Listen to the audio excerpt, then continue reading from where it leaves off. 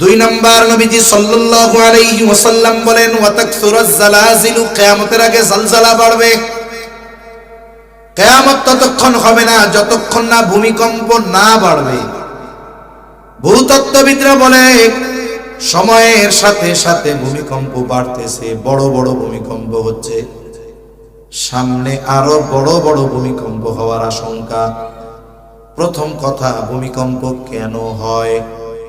আপনারা হয়তো অনেকে শুনে থাকবেন, ভূতত্ত্ববিদরা বলে টেকটনিক প্লেটের নড়াচড়ার কারণে হয়। এখন এই টেকটনিক প্লেট আবার কি? আমাদের ভাত খাওয়ার মতো প্লেট ওই প্লেট না।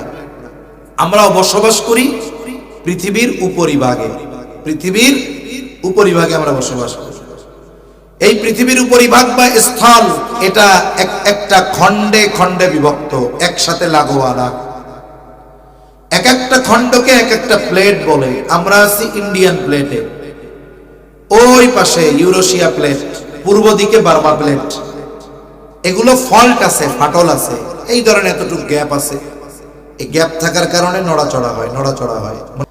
ভূমিকম্প জমিনে সংগঠিত একটি বিপর্যয়। আল্লাহ তাআলা কোরআনুল কারীমের মধ্যে বলেন যাহারাল ফাসাদু ফিল বাররি ওয়াল বাহরি বিমা কাসাবাত আইদিন নাস। আল্লাহ তাআলা বলেন জলে স্থলে, পানিতে শুকনায় যত ধরনের বিপর্যয় হয় সব মানুষের হাতের কামাই। স্থলে কি হয়? ভূমিকম্প, ভূমিধস, অতিবৃষ্টি, অনাবৃষ্টি, অতি খরা। পানিতে কি হয়? বলে সিডর, আয়লা, লাইলা, সুনামি, এইগুলো হয়। এগুলো হওয়ার কারণ কি?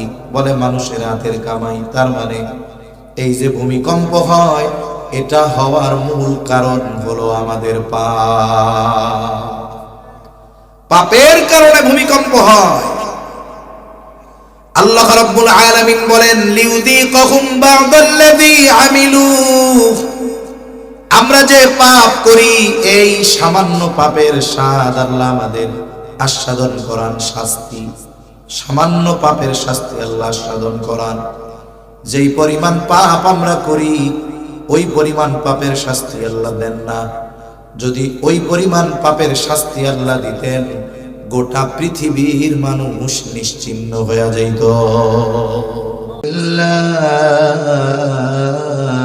বিসমিল্লাহির রহমানির রহিম।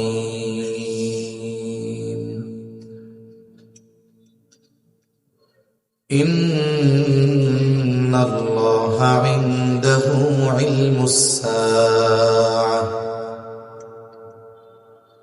وينزل الغيث ويعلم ما في الأرحام وما تدري نفس ماذا تكسب غدا وما تدري نفس بأي أرض تموت إن الله عليم خبير. وقال رسول الله صلى الله عليه وسلم لا تقوم الساعة حتى يقبض العلم وتكثر الزلازل ويتقارب الزمان وتظهر الفتن وتكثر الهرج وهو القتل حتى يكثر فيكم المال فيفيد أو كما قال النبي صلى الله عليه وسلم صدق الله العلي العظيم وصدق رسوله النبي الكريم. ونحن على ذلك لمن الشاهدين والشاكرين والحمد لله رب العالمين سبحانك لا علم لنا إلا ما علمتنا إنك أنت العليم الحكيم اللهم صل على محمد وعلى آل محمد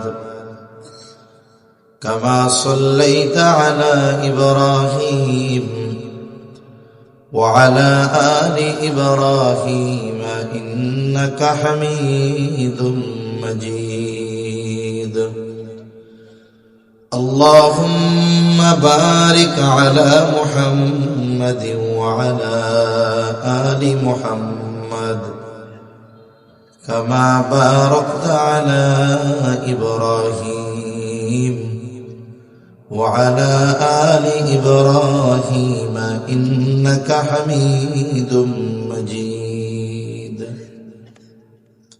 الحمد لله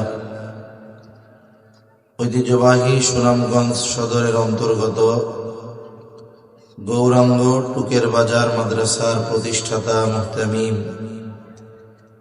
হযরত মাওলানা আব্দুল মুসাব্বির রহমাতুল্লাহি আলাইহি স্মৃতি পরিষদের উদ্যোগে আয়োজিত নবম বার্ষিক তাফসীরুল কোরআন মাহফিলের অত্র অধিবেশনের সম্মানিত শ্রদ্ধেয় সভাপতি, আমন্ত্রিত উলামায়ে কেরাম, সামনে উপস্থিত মুরব্বিয়ানে কেরাম, সমবয়সী যুবক বন্ধু, স্নেহের ছোট ভাই, মাইকের আওয়াজ যত দূরে যায় নিজ নিজ স্থানে অবস্থানরতা সম্মানিতা শ্রদ্ধা মা ও বোন, আল্লাহ তাআলার দরবারে অগণিত শুকর যে মহান মালিক হায়াতে বরকত দিয়ে সুস্থ রেখে ব্যস্ততাকে উপেক্ষা করে হাজারো মানুষের মধ্য থেকে যাচাই বাছাই করে কিছু দ্বীনি কথা বলবার, শ্রবণ করবার সুযোগ যে মহান মানিব দান করেছেন, সে মহান মানিবকে খুশি করার জন্য মহাব্বতের সাথে অন্তর থেকে জবান খুলে কালিমাতুশ শুকর পাঠ করি আলহামদুলিল্লাহ। অগণিত দুরূদ ও সালাম সাইয়্যিদুল আম্বিয়া, আশরাফুল আম্বিয়া, খাতামুল আম্বিয়া, ইমামুল মুরসালিন, রহমাতুল লিল আলামিন মুহাম্মাদুর রাসূলুল্লাহ সাল্লাল্লাহু আলাইহি ওয়াসাল্লামের উপর। আমি আপনাদের খেদমতে পবিত্র কোরআনুল কারীমের প্রসিদ্ধ একটি সূরা, সূরা লুকমানের সর্বশেষ আয়াত ও রাসূল আকরাম সাল্লাল্লাহু আলাইহি ওয়াসাল্লামের অগণিত হাদিস থেকে একটি হাদিস পাঠ করেছি। আল্লাহ তাআলার কাছে তৌফিক চাই, আল্লাহ তাআলা কিছু কথা বলার তৌফিক দেন, যে কথাগুলো আমাদের সবার দুনিয়া এবং আখিরাতের জন্য কল্যাণকর হয়। সকলে জবান খুলে বলি আমিন। মনিটরের ভোকাল কমানো, আওয়াজটা রিপিট লাগবে না, টনটনা হবে মাইকের মতো। আমি যে আয়াতখানা আপনাদের খেদমতে তিলাওয়াত করেছি, এই আয়াতের মধ্যে আল্লাহ সুবহানাহু ওয়া তাআলা গায়েব সম্পৃক্ত 5টি বিষয়ের কথা বলেছেন। কয়টি বিষয়? 5টি বিষয় নিয়ে লম্বা আলোচনা করার মতো সময় সুযোগ নাই।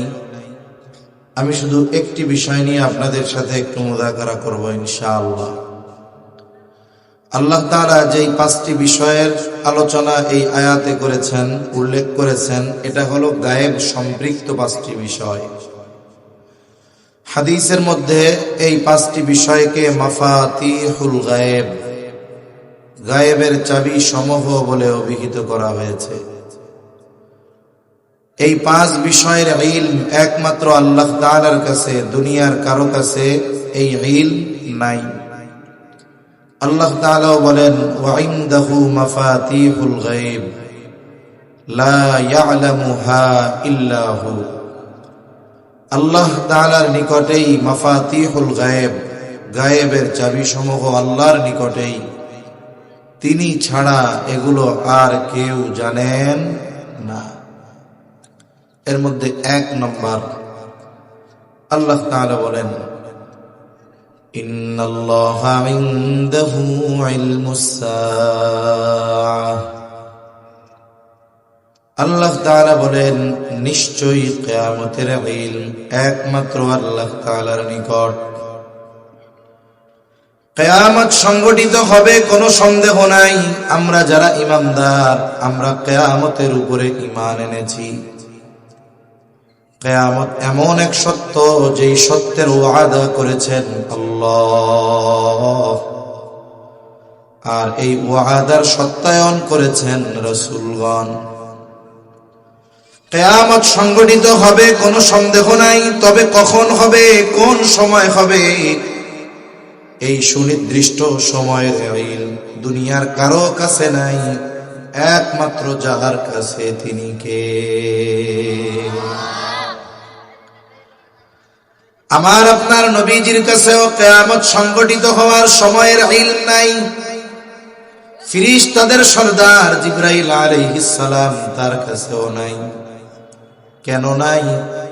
কারণ আল্লাহ এই আলিমুল গায়ব, আল্লাহ ব্যতীত এই সৃষ্টি জগতে আর কেউ আলিমুল গায়ব না। এজন্য নবীজিও জানেন না কিয়ামত কখন হবে।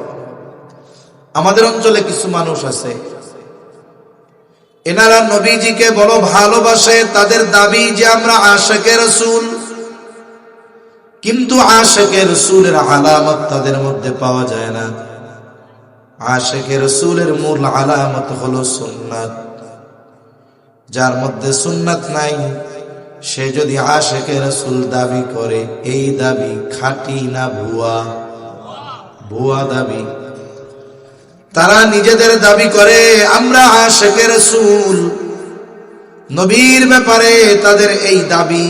একটা সময় তারা নবীর ব্যাপারে বলে আল্লাহ যেমন হাজির নাজির, নবীজিও তেমন হাজির নাজির। আরো জোরে বলেন। তারা এই কথাও বলে আল্লাহ যেমন আলিমুল গায়ব, নবীজিও আলিমুল গায়ব। কন্না আউযুবিল্লাহ। অথচ আল্লাহ তাআলাই আলিমুল গায়ব।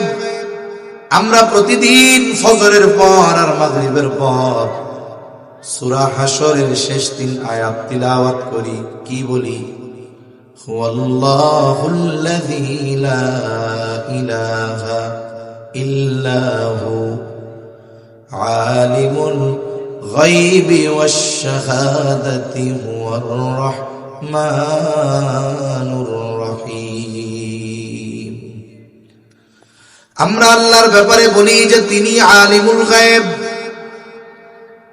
তিনি ব্যতীত আর কেউ আলিমুল গায়ব না। এই জন্য কিয়ামত কখন হবে, এই সংগঠিত হওয়ার সুনির্দিষ্ট সময় একমাত্র আল্লাহ জানে, আর কেউ জানে না। নবীজি যে আলিমুল গায়ব না, এর শত শত প্রমাণ কোরআন হাদিস থেকে দেওয়া যাবে। প্রসিদ্ধ একটা হাদিস আছে, হাদিসের এক নাম হলো হাদিসে জিবরিল। জিবরাইল আলাইহিস সালাম মানবাকৃতিতে সাহাবায়ে কেরামের উপস্থিতিতে নবীজির কাছে আসছেন জিবরাইল আলাইহিস সালাম। এই জন্য হাদিসের এক নাম হলো হাদিসে জিবরিল। কেন আসছেন? আসার উদ্দেশ্য কি? উদ্দেশ্য হলো সাহাবায়ে কেরামকে দ্বীনের মৌলিক বিষয়গুলো শিক্ষা দেওয়া। এই জন্য হাদিসের আরেক নাম হলো উম্মুস সুন্নাহ। জিবরাইল আলাইহিস সালাম নবীজির কাছে আসতেন, নবীজিকে বেশ কয়েকটি প্রশ্ন করেছেন। 1 নম্বরে প্রশ্ন করেছেন আখবিরনি আনিল ইসলাম, আপনি আমাকে ইসলামের ব্যাপারে বলেন, ইসলাম কি জিনিস। আশা করি জবাবটা আপনাদের আমাদের সকলের জানা আছে। যদি জানা থাকে জবান খুলে আওয়াজ দিয়ে বলবেন, বলেন তো ইসলামের ভিত্তি কয়টা? জোরে বলেন না, কয়টা? 5টা। নবীজি সাল্লাল্লাহু আলাইহি ওয়াসাল্লাম এই 5টি বিষয়ের কথা বললেন। 2 নম্বরে প্রশ্ন করা হলো আখবিরনি আনিল ঈমান, আপনি আমাকে ঈমানের ব্যাপারে বলেন, ঈমান কি, ঈমান কি জিনিস, ঈমানের ব্যাপারে খবর দেন। আশা করি এটা অনেকের জানা আছে। বলেন তো ঈমানের ভিত্তি কয়টা? হ্যাঁ, জোরে কোন না, কয়টা? ঈমানের ভিত্তি ৭৭টা। ঈমানের শাখা, ওই হিসাবে জবাব ঠিক আছে, কিন্তু আমি জিজ্ঞাসা করছি ঈমানের ভিত্তি। ঈমানের ভিত্তি হলো ৬টা। কয়টা? জোরে বলেন, আরো জোরে বলেন না, কয়টা? এই যে আপনারা জানেন না, এটা যদি অন্যরা জানে তাহলে লজ্জার বিষয় না? ঈমানের ভিত্তি কয়টা? জোরে বলেন। ঈমানে মুফাসসাল পারেন কে কে? একটু হাত উঁচা করেন তো। ঈমানে মুফাসসাল কারা কারা পারেন? লম্বা করে হাত উঁচা করেন। মাশাআল্লাহ, সবাই পারেন না? তাহলে দুই একজন একটু ধরি, কারে ধরা যায় জিজ্ঞাসা করুন, দরকার নাই। আমানতু বিল্লাহি ওয়া মালাইকাতিহি ওয়া কুতুবিহি ওয়া রুসুলিহি ওয়াল ইয়াউমিল আখির ওয়াল কদরি খাইরিহি ওয়া শাররিহি মিনাল্লাহি তাআলা ওয়াল বা'সি বা'দাল মাউত। একেবারে ছোট ছোট বাচ্চা যারা মক্তবে পড়ে ওরাও পারে এটা। এইখানে যদিও মূলত কথা আছে 7টা। 1 নাম্বার, আমানতু বিল্লাহ, আমি ঈমান এনেছি আল্লাহর উপর। 2 নাম্বার, ওয়া মালাইকাতিহি, ঈমান এনেছি তার ফেরেশতাগণের উপর। 3 নাম্বার, ওয়া কুতুবিহি, ঈমান এনেছি তার কিতাবসমূহের উপর। 4 নাম্বার, ওয়া রুসুলিহি, ঈমান এনেছি রাসূলগণের উপর। 5 নাম্বার, ওয়াল ইয়াউমিল আখির, ঈমান এনেছি আখিরাতের উপর। 6 নাম্বার, ওয়াল কদরি খাইরিহি ওয়া শাররিহি মিনাল্লাহি তাআলা, আমি ঈমান এনেছি যে তাকদীরের ভালো মন্দ সব আল্লাহর পক্ষ থেকে হয়। 7 নাম্বার, ওয়াল বা'সি বা'দাল মাউত, আমি ঈমান এনেছি মৃত্যুর পরে পুনরায় জীবিত হওয়ার উপর। কয়টা হলো? তবে হুজুর আপনি তো বললেন ঈমানের ভিত্তি 6টা, আবার আপনি কোন 7টা? এই হাদিসের ব্যাখ্যা এই কথাও আসছে যে ঈমানে মুফাসসালে তো আমরা 7টি বিষয় পড়ি, তাইলে হাদিসে 6টা কেন? যদি জানা থাকে একটু জবাব দিবেন, কঠিন প্রশ্ন না। বলেন তো, মরার পরে আমরা আবার জীবিত হব, কোনো সন্দেহ আছে নাকি? আরো জোরে বলেন। এই যে মরার পরে আবার জীবিত হব, এটা দুনিয়ায় না আখিরাতে? তাহলে 7 নাম্বারটা 5 নাম্বারের মধ্যে আছে না নাই? আমি যখন বলি ঈমান আনলাম আখিরাতের উপর, তার মানে একেবারে মৃত্যু থেকে নিয়ে একেবারে শেষ ঠিকানা, কারো জান্নাত কারো জাহান্নাম, এর মধ্যে যত কিছু আছে আমি সব কিছুর উপরে ঈমান আনলাম। আর আখিরাতের দিন, ওই কিয়ামতের দিন আমাদেরকে আল্লাহ পুনরুত্থিত করবে, এই হিসাবে 7 নাম্বারটা আছে 5 নাম্বারের মধ্যে। এই 2টা মিলে হলো 1, আর বাকি হলো 5। এইবার আওয়াজ দিয়ে বলেন ঈমানের ভিত্তি কয়টা? আরো জোরে, কয়টা? আপনারা সিলেটের মানুষ, সারা বাংলাদেশে যেই সমস্ত জায়গায় দিন বেশি, উলামায়ে কেরাম বেশি, এর মধ্যে অন্যতম বিভাগ হলো সিলেট। আপনারা যে ঈমানের ভিত্তি কইতে পারেন নাই, এটা আপনারা লজ্জা না পাইলেও আমি লজ্জা পাইছি। আজকে থেকে মনে থাকবে তো ইনশাআল্লাহ। ঈমানের ভিত্তি কয়টা? জোরে বলেন আবার, মনে রাখতে হবে। নবীজি এই 6টা বিষয়ের কথা বলছে। এরপরে নবীজিকে প্রশ্ন করা হলো, আখবিরনি আনিল ইহসান, আপনি আমাকে বলেন ইহসান কি জিনিস, ইহসানের ব্যাপারে খবর দেন। নবীজি জবাব দেন, আন তা'বুদাল্লাহা কাআন্নাকা তারাহ ফাইন লাম তাকুন তারাহু ফাইন্নাহু ইয়ারাকা। নবীজি বলেন, তুমি এমন ভাবে ইবাদত করবা কেমন যেন তুমি আল্লাহকে দেখতেছো, এমন ভাবে তুমি আল্লাহর ইবাদত করবা। ফাইন লাম তাকুন তারাহু ফাইন্নাহু ইয়ারাকা, আর যদি তুমি আল্লাহকে না দেখো, বলেন তো আমি আপনি যেখানেই থাকি না কেন, যেভাবেই থাকি না কেন, আমরা যদি আল্লাহকে নাও দেখি, আমাদের যিনি দেখেন তিনি কে? আল্লাহ আমাদের দেখেন, কোনো সন্দেহ নেই। 4 নাম্বার প্রশ্ন করা হলো আখবিরনি আনিস সাআহ। এর আগে যে 3টা প্রশ্ন করলো নবীজিকে জিবরাইল আলাইহিস সালাম, নবীজি প্রশ্নের জবাব দেওয়ার পর জিবরাইল আলাইহিস সালাম উত্তরগুলোর সত্যায়ন করেছেন যে হ্যাঁ আপনি সঠিক বলেছেন। 4 নম্বর প্রশ্ন আখবিরনি আনিস সাআহ, আপনি আমাকে কিয়ামতের ব্যাপারে খবর দেন, কিয়ামত কখন হবে? এই প্রশ্নের জবাবে নবীজি কি বললেন? অমুক দিন তমুক দিন না, না। নবীজি এই প্রশ্নের জবাবে বললেন মাল মাসউলু আনহা বিআলামা মিনাস সাইল। নবীজি বলেন এই ব্যাপারে যাকে প্রশ্ন করা হয়েছে তিনি প্রশ্নকারীর চাইতে বেশি জানেন না, তবে সমান সমান জানেন, বেশি জানেন না।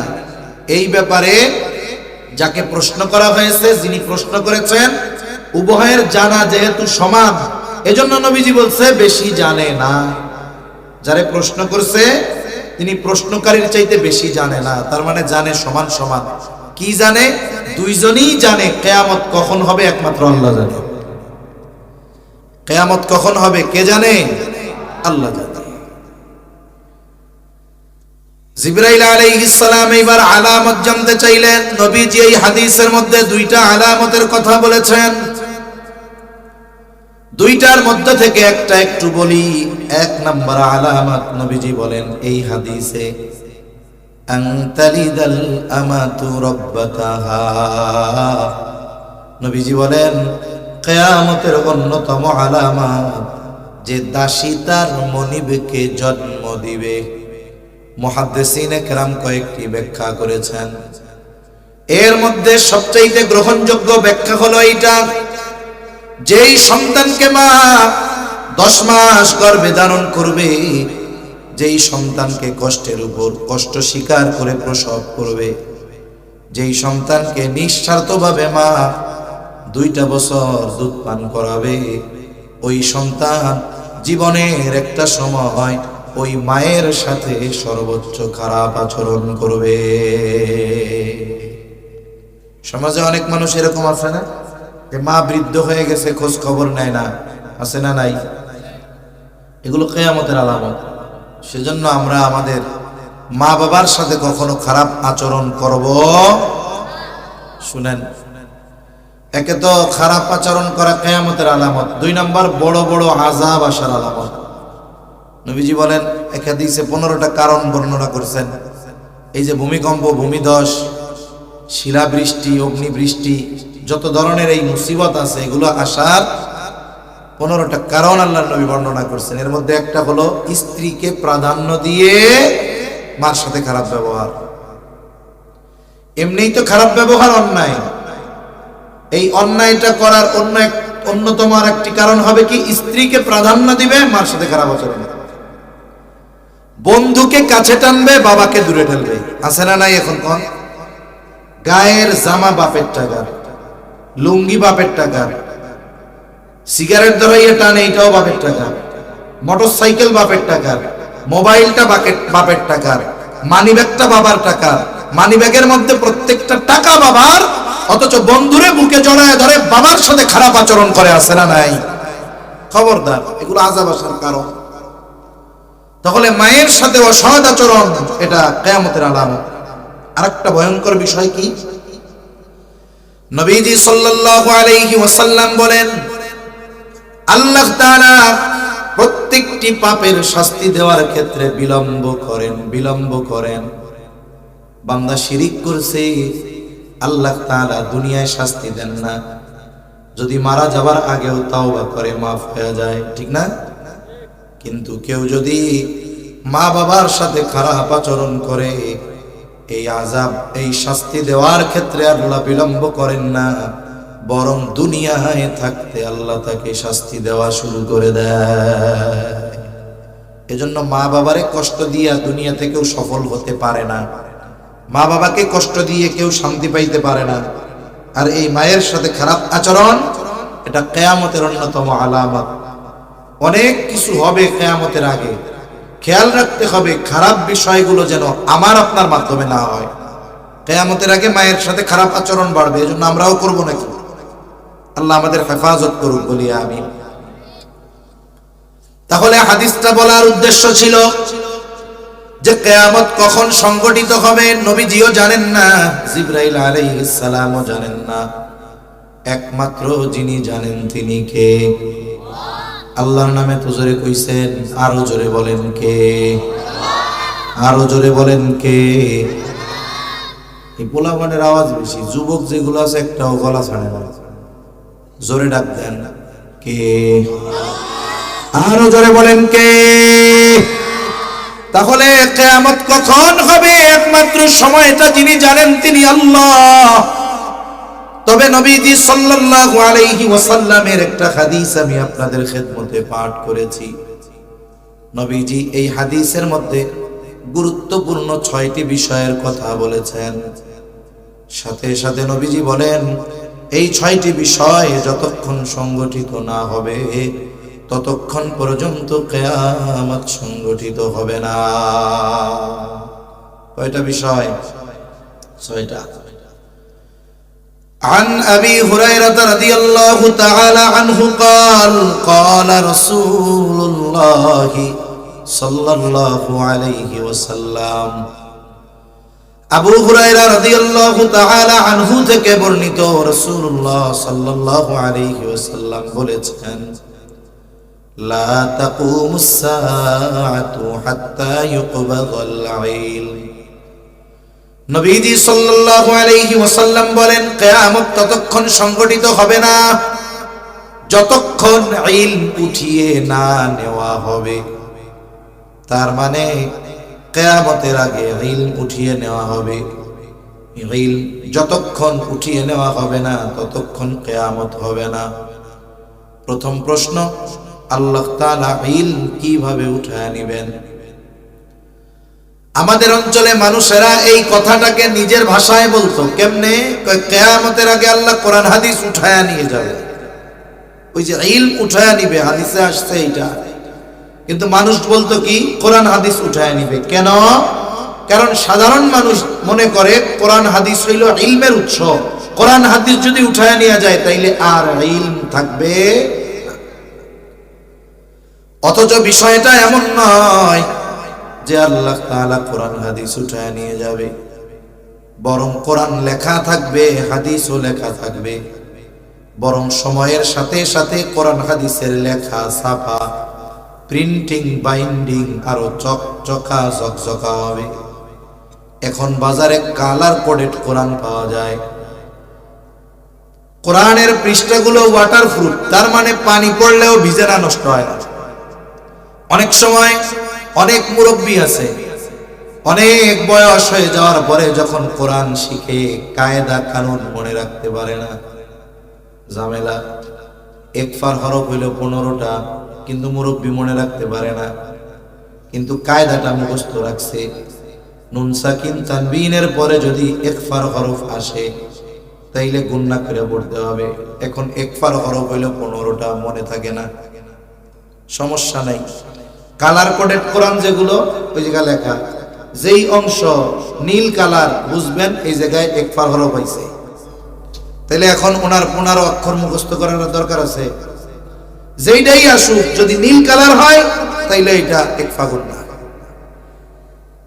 এরপরে যদি হলুদ কালার থাকে ওয়াজিব গুণনা, সবুজ কালার থাকলে ইদগামে বা গুণনা। এইরকম কালার কোডেড কোরআন বাজারে আছে। তার মানে সময়ের সাথে সাথে কোরআন উন্নত, ছাপা উন্নত, লেখা ঝকঝকা চকচকা। বলে ওই কোরআনও থাকবে, হাদিসও থাকবে, এমনটা হবে না যে আল্লাহ তাআলা এক রাত্রিতে কোরআন হাদিসের লেখা সব উঠায় নিয়ে যাবে। গ্রামের মানুষ এগুলা বলতো, বলে মানুষে ঘুমায় থাকবে, একদিন সকালবেলা উঠে দেখবে কোরআন শরীফে কোনো লেখা নাই, হাদিসে লেখা নাই, সব পাতা সাদা হয়ে গেছে। এইভাবে আল্লাহ কোরআন হাদিস উঠায় নিবে, ইলম উঠায় নিবে। তারা বলতো, তারা যা বলে বলুক, ইলম কেমনে আল্লাহ উঠায় নিবেন? নবীজি বলেন, ক্বালা রাসূলুল্লাহ সাল্লাল্লাহু আলাইহি ওয়াসাল্লাম, রাসূল আকরাম সাল্লাল্লাহু আলাইহি ওয়াসাল্লাম বলেন, ইন্নাল্লাহা লা ইয়াকবিদুল ইলমা ইনতিজাআন ইয়ানতাজিউহু মিনাল ইবাদ। নবীজি সাল্লাল্লাহু আলাইহি ওয়াসাল্লাম বলেন, নিশ্চয় আল্লাহ তাআলা একসাথে বান্দার অন্তর থেকে ইলম উঠায়া নেন না, ইলম উঠায়া নিবেন না। এমনটা হবে না এক রাত্রিতে গোটা পৃথিবীর হাফেজে কোরআনরা কোরআন ভুলে যাবে। এমনটা হবে না গোটা পৃথিবীর মুফতি সাহেবরা এক রাত্রিতে মাসলা মাসাইল সব ভুলে যাবে। এমনটা হবে না মুহাদ্দিস সাহেবরা সব হাদিস ভুলে যাবে। এমনটা হবে না। আবার কোরআনের লেখাও উঠে যাবে না। তাহলে আল্লাহ ইলম কিভাবে উঠায় নেবেন? নবীজি এরপরে বলেন, ওয়ালাকিন ইয়াকবিদুল ইলমা বিকবজিল উলামা, বরং আল্লাহ তাআলা আলেমদের উঠিয়ে নেওয়ার মাধ্যমে ইলম উঠায় নিবে। কোরআনও থাকবে, হাদিসও থাকবে, কিন্তু কোরআন হাদিস বোঝানোর মতো মানুষ এক সময় থাকবে না। স্বাভাবিকভাবে আমাদের নিকট অতীতে যেই সমস্ত আলেম বুজুর্গরা দুনিয়া থেকে চলে গেছে, বলে যারা গেছে তাদের মতো মানুষ এখন আর নাই। আছে নাকি? জোরে বলেন। কাছাকাছি সময় আপনাদের সিলেট বিভাগের কারা বলে চলে গেছে মুহাদ্দিসে হবিগঞ্জি রহমাতুল্লাহি আলাইহি, দরগা মাদ্রাসার মুহতামিম শাইখুল হাদিস আবুল কালাম জাকারিয়া সাহেব রহমাতুল্লাহি আলাইহি। আর একটু আগে যদি যান মুশাহিদ বায়ামপুরি রহমাতুল্লাহি আলাইহি, বলে এনারা চলে গেছে। ওনারা চলে যাবার পর ওনাদের যেই দায়িত্ব ছিল অন্যরা সেই দায়িত্বের চেয়ারে বসছে। পদ শূন্য হয়েছিল, পূর্ণ হয়েছে। চেয়ার খালি হয়েছিল, চেয়ার ভরছে। কিন্তু বলেন তো, যারা চলে গেছে এখন যারা আছে, যারা চলে গেছে এখন যারা আছে, তাদের মতো যোগ্য নাকি? তাদের মতো যোগ্য না। যিনি এখন দরগা মাদ্রাসার শাইখুল হাদিস আছে, ওনারা যা জিজ্ঞেস করবেন যে আপনিও তো শাইখুল হাদিস, তা আরেকজনে যদি জিজ্ঞাসা করেন তো ওনার যোগ্যতা বেশি না আবুল কালাম জাকারিয়া সাহেব, বলবে কি কর মিয়া, কি বলেন, উনি কই আর ইনি কই। ওনারাও যদি জিজ্ঞাসা করেন, উনি নিজেরে বলবে আমি হুজুরের সমপরিমাণ হওয়ার যোগ্য। তার মানে কি? যারা গেছে তাদের যোগ্যতা এই জায়গায় ছিল, যারা আছে তাদের যোগ্যতা এই জায়গায়, ইলম, আমল, তাকওয়া সব দিক দিয়া। এনারা যখন চলে যাবে, এনাদের পরে যারা আসবে তাদের অবস্থান হবে এনাদের চাইতে নিচে। এটাই স্বাভাবিক। এভাবে হতে হতে একটা সময় ওই সংখ্যাটা শূন্যের কাতারে পৌঁছাবে। অথচ কোরআনও থাকবে, হাদিসও থাকবে, কিন্তু ওই ধরনের আলেম আর থাকবে না। নবীজি এর পরে বলেন, ওই সময় মানুষেরা জাহেলদেরকে ধর্মীয় নেতা হিসাবে গ্রহণ করবে। নবীজি বলেন, ওই জাহেলের কাছে মানুষেরা ফতোয়া জিজ্ঞাসা করবে, জাহেল ফতোয়া প্রদান করবে। ফতোয়া জিজ্ঞাসাকারী আর ফতোয়া প্রদানকারী উভয়ে পথভ্রষ্ট হবে। একটু চিন্তা করে দেখেন তো, এই যে আপনাদের এই মাদ্রাসার প্রতিষ্ঠাতা যিনি ছিলেন আব্দুল মুসাব্বির রহমাতুল্লাহি আলাইহি, উনি প্রতিষ্ঠাতা ছিলেন, মুহতামিম ছিলেন, এখনো একজন আছে। এটা বাস্তব। ওনার মতো যোগ্যতা এখন যারা আছে তাদের নাই। এটা যারা আছে তারাও স্বীকার করতে পারবে। এভাবে একটা সময় ইলম উঠে যাবে। আলেমদেরকে উঠায় নেওয়ার মাধ্যমে আল্লাহ ইলম উঠায় নিয়ে যাবেন। এখন আমাদের কি করণীয়? এক নাম্বার আমাদের করণীয়, যারা চলে গেছে তাদের জন্য দোয়া, সাথে সাথে যারা আছে তাদের জন্য দোয়া। কেননা এনাদের হায়াত যত দীর্ঘ হবে, ইলমের সংরক্ষণ হবে, আল্লাহ কিয়ামতকে দূরে সরায় রাখবে। সাথে সাথে এই ইলম আলেম তৈরির ফ্যাক্টরি, মাদ্রাসা, যেখানে ইলমের চর্চা হয়, এই মাদ্রাসাগুলোর প্রতি আমাদের সর্বোচ্চ সুনজর দেওয়া। কেন? মাদ্রাসা থাকবে, ইলমের চর্চা থাকবে, ছাত্ররা আলেম হবে, ইলমের হেফাজত হবে, আর আল্লাহ তাআলা এই কারণে কিয়ামত দূরে সরায় রাখবে। তাহলে মাদ্রাসা, উলামায়ে কেরাম, এনাদেরকে আমরা দুশ্মন মনে করব না। আমি মানি আর না মানি, বুঝি আর না বুঝি, এই মাদ্রাসা, উলামায়ে কেরাম আমার সবচাইতে বড় কল্যাণকামী, সবচাইতে বড় বন্ধু। ঠিক কিনা বলেন? কারণ আলেম যদি না থাকে ইলম থাকবে, ইলম যদি না থাকে আল্লাহ দুনিয়া রাখবে। তাহলে কি বুঝলাম? এই যে দুনিয়ায় মজা মাস্তি যা করেন না কেন, এগুলা করার পেছনেও উলামায়ে কেরামের অবদান আছে। 2 নাম্বার, নবীজি সাল্লাল্লাহু আলাইহি ওয়াসাল্লাম বলেন, ওয়া তাকসুরাজ জালাজিলু, কিয়ামতের আগে জালজালা বাড়বে। কিয়ামত ততক্ষণ হবে না যতক্ষণ না ভূমিকম্প না বাড়বে। ভূতত্ত্ববিদরা বলে সময়ের সাথে সাথে ভূমিকম্প বাড়তেছে, বড় বড় ভূমিকম্প হচ্ছে, সামনে আরো বড় বড় ভূমিকম্প হওয়ার আশঙ্কা। প্রথম কথা, ভূমিকম্প কেন হয়? আপনারা হয়তো অনেকে শুনে থাকবেন, ভূতত্ত্ববিদরা বলে টেকটনিক প্লেটের নড়াচড়ার কারণে হয়। এখন এই টেকটনিক প্লেট আবার কি? আমাদের ভাত খাওয়ার মতো প্লেট ওই প্লেট না। আমরাও বসবাস করি পৃথিবীর উপরিভাগে, পৃথিবীর উপরিভাগে আমরা বসবাস করি। এই পৃথিবীর উপরিভাগ বা স্থল, এটা একটা খণ্ডে খণ্ডে বিভক্ত, একসাথে লাগোয়া না।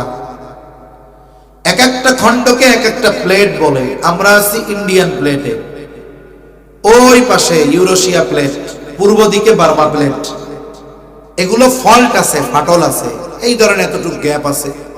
এই গ্যাপ থাকার কারণে নড়াচড়া হয়, নড়াচড়া হয়। মনে করেন যদি একটা কেসের মধ্যে, কেস আছে না, এই পানির বোতলগুলো যখন পলি দিয়ে মোড়ানো থাকে, দেখছেন না আপনারা? বলেন তো তখন কি বোতল নড়াচড়া করতে পারে? টাইট করে লাগানো থাকে ওইটা। কিন্তু একটা যখন উঠাবেন তখন কি হবে? এরকম এরকম নড়াচড়া করবে।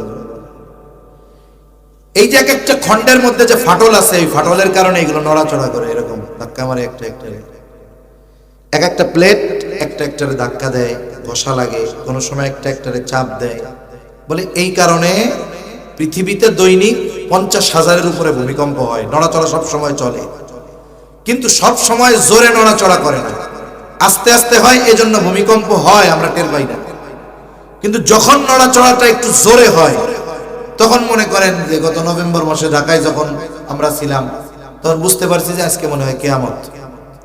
অথচ মাত্রা মাত্র 5.7।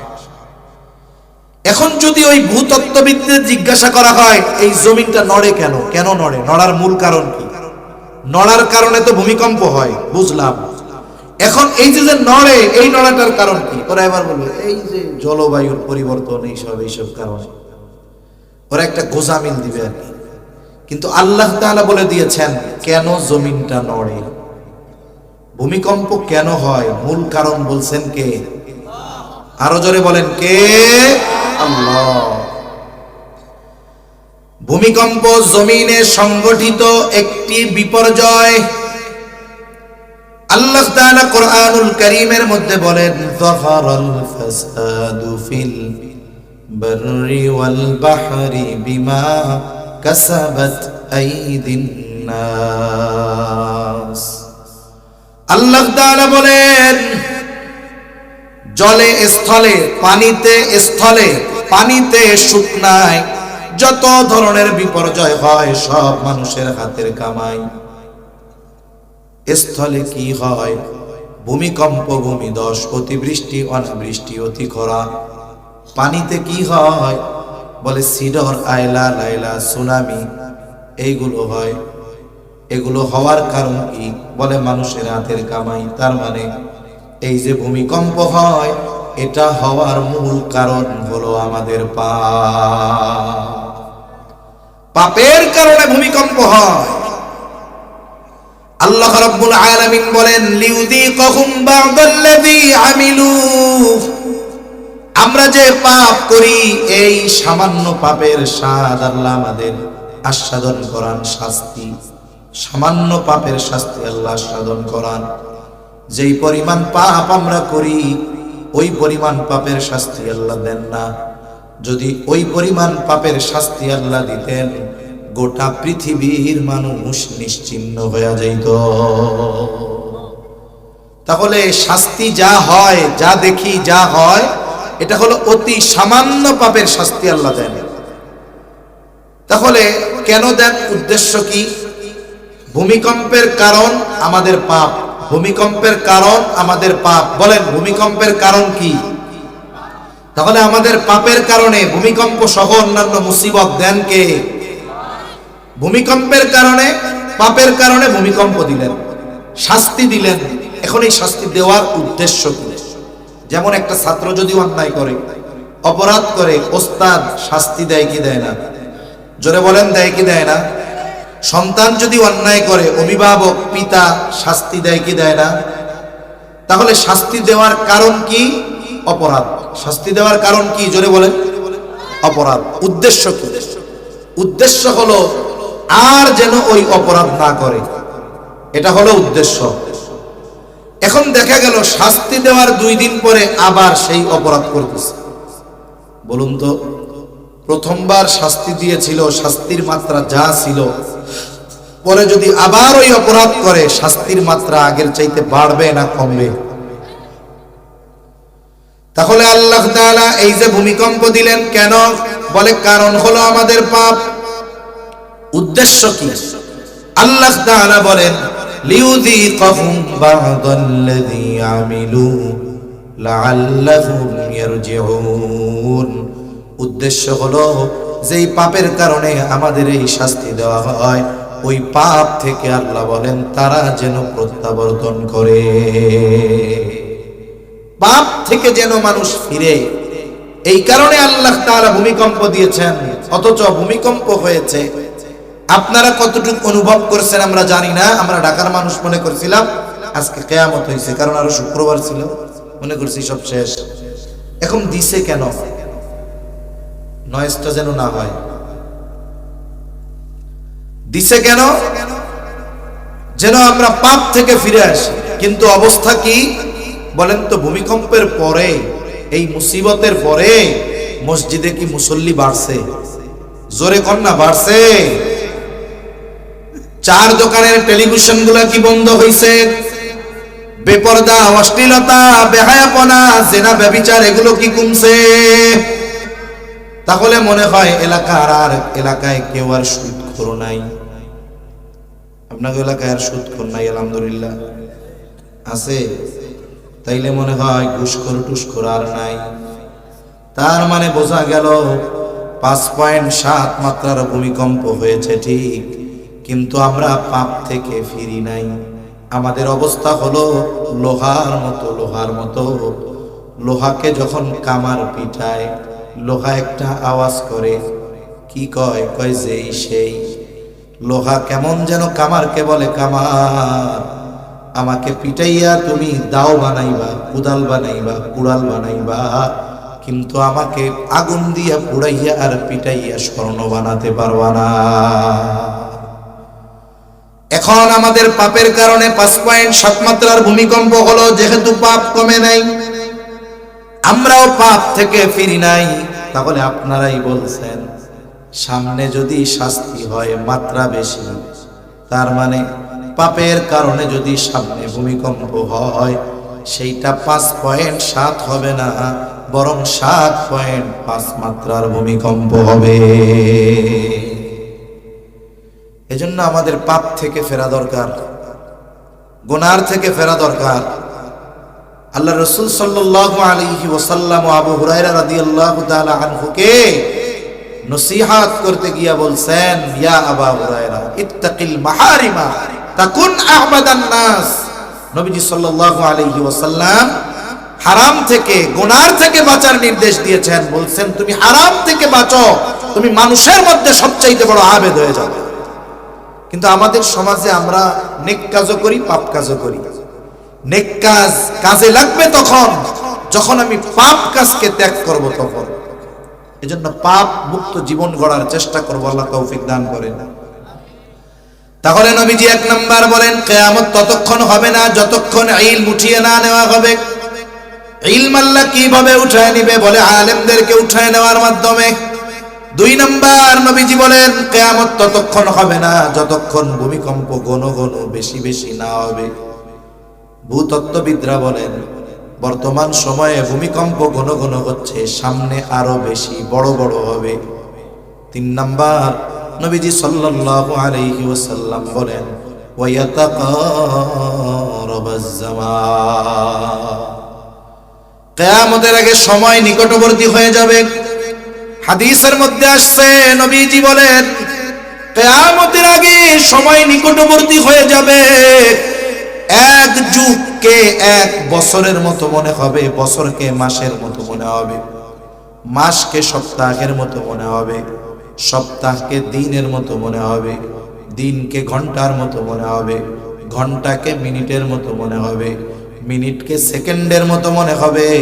তার মানে সময় নিকটবর্তী হবে। উদ্দেশ্য কি? মুহাদ্দিসিনে কেরাম বলেন সময় থেকে আল্লাহ বরকত উঠায় নিয়ে যাবে, সময়ে বরকত থাকবে না। এখন সময়ের বরকত কেন চলে যায়? যে কোনো জিনিস এর মধ্যে যদি বরকত না থাকে তাহলে ওইটা অনেক হলেও কাজে লাগে না। বরকতহীন হায়াত, এটা যত বেশি হোক ওই হায়াত দিয়ে উম্মতের ফায়দা হয় না। বরকতবিহীন লক্ষ টাকা, বরকতওয়ালা 10,000 টাকা যেই কাজে লাগে, বরকতবিহীন লক্ষ টাকাও সেই কাজে লাগে না।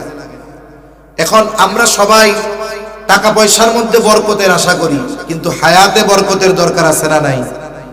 জোরে বলেন আছে না নাই? জাস্টিস মুফতি তকি উসমানী দামাত বারকাতুহুমুল আলিয়া হযরত বলেন সময়ের মূল্যায়ন নিয়ে বয়ান করতে গিয়া, যে সময় হলো এমন এক জিনিস মানুষ তার কর্মের মাধ্যমে সময়কে প্রলম্বিত করতে পারে, আবার মানুষ তার কর্মের মাধ্যমে সময়কে সংকুচিত করে ফেলতে পারে। সময়ের মধ্যে বরকত হয় নেক কাজের মাধ্যমে, সময় বরকত শূন্য হয়ে যায় অহেতুক আর গুনার কাজের মাধ্যমে। একটা উদাহরণ দিই, এটা মনে করেন 10 ইঞ্চি একটা রাবার। রাবার চিনেন নাকি? সবাই রাবার চিনেন? রাবার টান দিলে লম্বা হয়। মনে করেন এটা 10 ইঞ্চি, ভালো একটা রাবার, আমি এটার জোরে টান দিছি, এটা এখন 100 ইঞ্চি লম্বা হয়েছে। বলেন তো রাবার টান দেওয়ার পরে যখন 100 ইঞ্চি হবে, এটা স্বর্ণ হবে না রূপা হবে? হ্যাঁ, রাবারই থাকবে। তাহলে এইটার স্পেস এখন 100 ইঞ্চি, তার মানে এটা এখন কি আছে? রাবার। আরেকজন আবার ছেড়ে দিলাম, এখন কি হবে বলেন তো? তার মানে টান দিলাম, জোরে বলেন কি হবে? রাবারই থাকবে, কিন্তু স্পেস জায়গা নিবে বেশি। ছেড়ে দিলাম, সংকুচিত হবে, বলে রাবারই থাকবে। অনেকে আবার চিন্তা করে, হুজুর জিজ্ঞাসা করলো টান দিলে স্বর্ণ হবে না রূপা হবে, হুজুরে মনে হয় অন্য কিছু হইব। এক এলাকায় এক জায়গায় মানুষেরা ওয়াজ শুনতেছে, এখন ঘুমাইতেছে, এরকম অনেক রাত। হঠাৎ করে হুজুর জিজ্ঞাসা করছে জাহান্নামে যাবেন কারা কারা? এক মুরব্বী দাঁড়াই আদুসা করছে, আর একজনে গাই মিয়া হুজুরে কি কইছে শুনছো? হুজুরে যা কইছে এটা ভালোই কইছে, হুজুরে খারাপ কিছু কয় না। এটা হলো নেক ধারণা হুজুরের উপরে, ভালো ধারণা। এখন এই সময়কে আমরা প্রলম্বিত কেমনে করতে পারি? নেক কাজের মাধ্যমে। তা বলতে পারেন হুজুর নেক কাজ করলে যে সময়ের লম্বা মনে হয় বুঝবো কেমনে? আপনাদের মসজিদে ইমাম সাহেব যিনি আছেন, ফজরের নামাজ যারা পড়ে তাদের মোটামুটি একটা আইডিয়া আছে যে আমাদের ইমাম সাহেবের ফজরের নামাজ পড়াইতে 10 মিনিট লাগে, একটা আইডিয়া আছে না? কিন্তু ইমাম সাহেব অন্যান্য দিন 1.5 পৃষ্ঠা দিয়ে 2 রাকাত পড়ায়, আজকে চিন্তা করছে 5 পৃষ্ঠা দিয়ে 2 রাকাত পড়াবো। প্রথম রাকাতে 3 পৃষ্ঠা, দ্বিতীয় রাকাতে 2 পৃষ্ঠা। অন্যান্য দিন পড়ায় 1 পৃষ্ঠা। 6টার সময় ফজরের নামাজে দাঁড়াইলো, হিসাব 6টা 4-এ উনি রুকুতে যাবে, কারণ পড়ে 1 পৃষ্ঠা।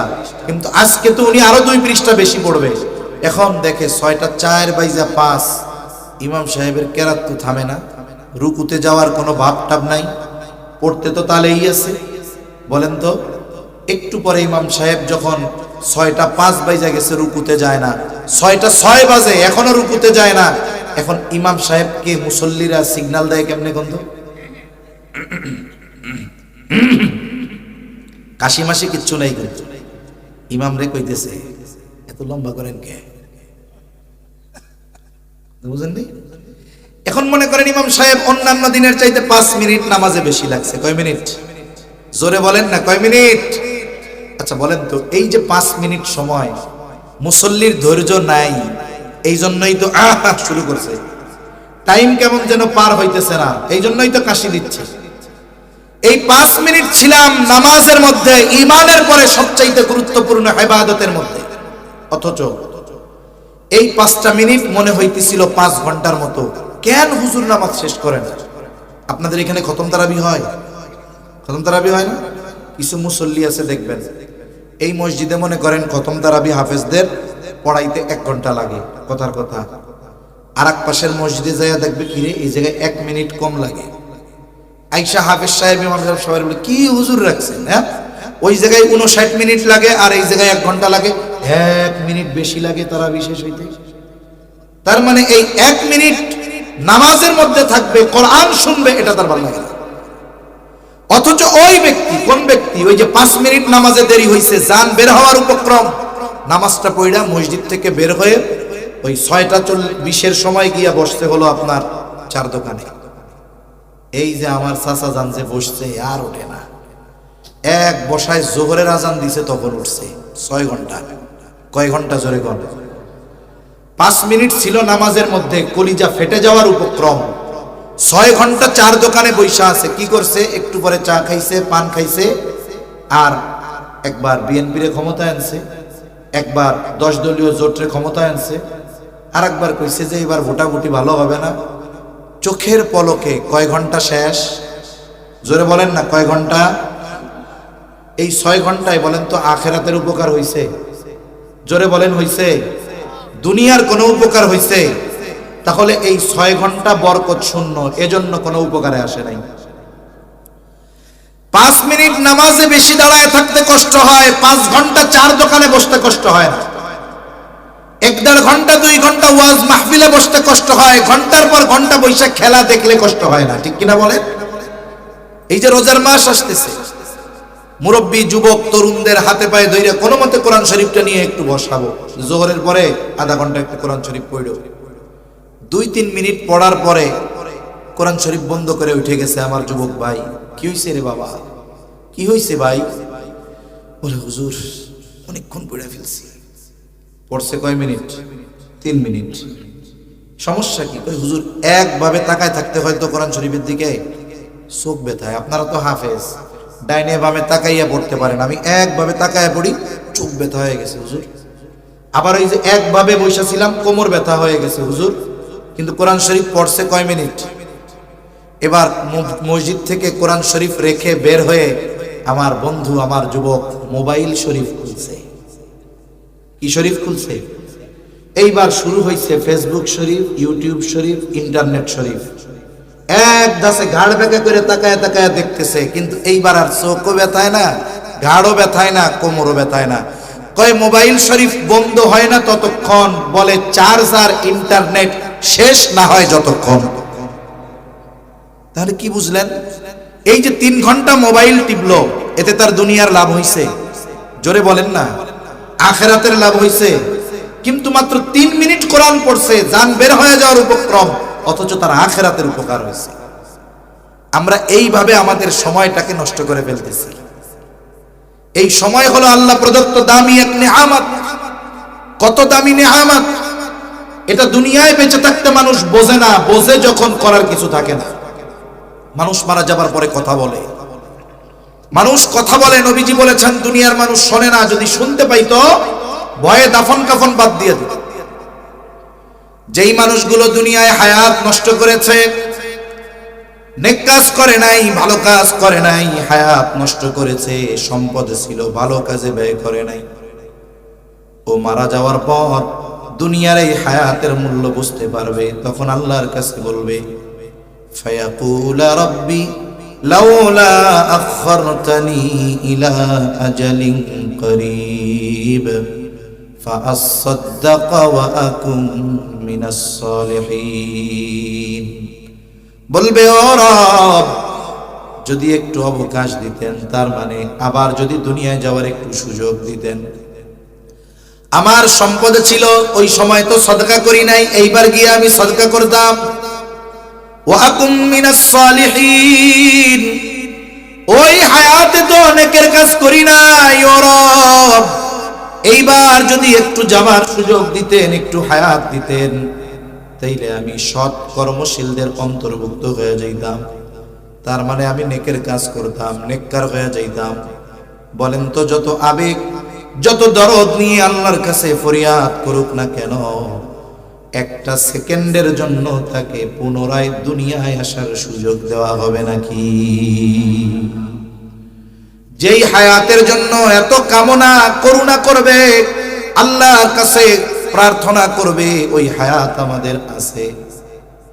এই জন্য মূল্য বুঝতেছি না, সম্পদের চাইতে হায়াতের দাম বেশি। এজন্য আজকে থেকে হিসাব করে হায়াত ব্যয় করব। বলে হুজুর হিসাব করে আবার হায়াত ব্যয় করে কেমনে? আমি একটা ঘন্টা মোবাইল টিপব, আমার হিসাব হবে। মোবাইল টিপলে আমার আখিরাতের কি লাভ হবে? আপনার যদি আখিরাতের লাভ হয়, আপনি 3 ঘন্টা টিপেন, কোনো অসুবিধা নাই। আমি একটা জায়গায় বসবো, আমার আখিরাতের কি লাভ হবে? আমি যদি এই বিষয়টাকে প্রাধান্য দিয়ে আমার সময় ব্যয় করি, ওই সময়গুলো বরকতময় হবে, আখিরাতের জন্য কল্যাণকর হবে। আর যদি অহেতুক আর গুনার কাজে সময় কাটায় দেই, তাহলে আমার সময়টা বরকত শূন্য হয়ে যাবে। 4 নম্বর, নবীজি সাল্লাল্লাহু আলাইহি ওয়াসাল্লাম বলেন, ওয়াতাযহারুল ফিতান, কিয়ামতের আগে ফিতনা প্রকাশ পাবে। উদ্দেশ্য হলো দাজ্জালের ফিতনা। নবীজি উম্মতের প্রতি বড় রহমদিল, আমল শিখায়া দিয়েছেন। জুমার দিন সূরা কাহাফের তিলাওয়াত। যিনি সূরা কাহাফ পুরোপুরি পারেন না, তিনি কমপক্ষে 10 আয়াত তিলাওয়াত করবেন। 5 নম্বর, নবীজি সাল্লাল্লাহু আলাইহি ওয়াসাল্লাম বলেন, ওয়া তাকসুরুল হারাজ, কিয়ামতের আগে হারজ বাড়বে। হারজ হলো মুসলমানদের মধ্যে পারস্পরিক হত্যাকাণ্ড। আল্লাহর নবী বলেন, সিবাবুল মুমিনি ফুসুকুন ওয়া কিতালুহু কুফর। নবীজি বলেন, মুমিনকে গালি দেওয়া ফাসিকি, হত্যা করা কুফরি।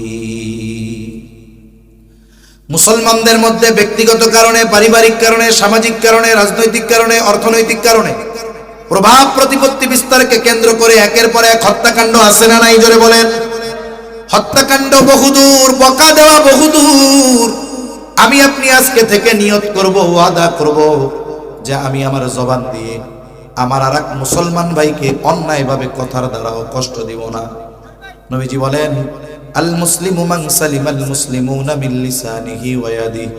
আমি যদি প্রকৃত মুসলমান হতে চাই, নবীজি বলেন, প্রকৃত মুসলমান হলো সে যার জবান আর হাতের অনিষ্ট থেকে অপর মুসলমান থাকে নিরাপদ। তাহলে আমি কোনো মুসলমানকে বকাও দিব না। হত্যাকাণ্ড বহুদূর, আমি বকাও দিব না, বকা বহুদূর। আমি আমার জবান দিয়ে অন্যায়ভাবে জাগতিক কারণে কোনো মুসলমান ভাইকে কথার দ্বারাও কষ্ট দিব না। সর্বশেষ 6 নম্বর, নবীজি বলেন, ফীকুমুল মালু ফায়াফিদু। নবীজি বলেন, কিয়ামত ততক্ষণ হবে না যতক্ষণ না মানুষের মাল সম্পদ উপচিয়ে না পড়বে। ঈসা আলাইহিস সালাম পুনরায় দুনিয়ায় আসবেন, ওনার মূল আগমন হয়ে গেছে। দাজ্জালকে হত্যা করবেন, এরপরে উনি কোরআনের দাওয়াত দিবেন, ইসলামের দাওয়াত দিবেন। গোটা পৃথিবীর আনাচে কানাচে ইসলাম পৌঁছিয়ে যাবে। আল্লাহ তাআলা আসমান জমিনের বরকতের দরজাগুলো খুলে দিবেন। মানুষের সম্পদ এত পরিমাণ হবে, উচ্চায়া পড়বে। গোটা পৃথিবী খুঁজে সদকা নেওয়ার মতো একজন মানুষও খুঁজে পাওয়া যাবে। নবীজি বলেন, এই 6টি বিষয় যতক্ষণ সংগঠিত না হবে ততক্ষণ কিয়ামত হবে না। এই 6 বিষয়ের শিক্ষা কি পাইলাম? 1 নাম্বার, আমরা মাদ্রাসা, উলামা একরাম এনাদের সাথে সম্পর্ক ভালো রাখবো ইনশাআল্লাহ। 2 নাম্বার, সকল ধরনের পাপ থেকে বাঁচবো। পাপ কাজ নেক আমলকেও নষ্ট করে দেয়। পাপ কাজ বড় ধরনের আযাব, শাস্তি, এগুলো আসার কারণ। আমরা পাপ কাজ ছাড়বো। 3 নাম্বার, হায়াতের কদর করব, সময় অপচয় করব না, গুনার কাজে সময় ব্যয় করব না, সময়ের মূল্যায়ন করব তো ইনশাআল্লাহ। তাইলে আল্লাহ হায়াতে বরকত দান করবে। 4 নাম্বার, জুমার দিন সূরা কাহাফ কমপক্ষে প্রথম 10 আয়াত তিলাওয়াত করব, তাইলে আল্লাহ দাজ্জালের ফিতনা থেকে হেফাজত করবে। 5 নাম্বার, আমি আমার জবান দিয়ে কোন মুসলমান ভাইকে অন্যায়ভাবে কথার দ্বারাও কষ্ট দিব না, জবানের হেফাজত করব। 6 নাম্বার, যেহেতু একটা সময় মানুষ সম্পদ থাকবে কিন্তু সাদকা নেওয়ার মতো মানুষ থাকবে না, যদি সম্ভব হয় প্রতিদিন অল্প কিছু হলেও সাদকা করব তো ইনশাআল্লাহ। আল্লাহ সুবহানাহু ওয়া তাআলা আমাদের সকলকে যে কথাগুলো হলো প্রয়োজনীয় কথাগুলো স্মরণ রেখে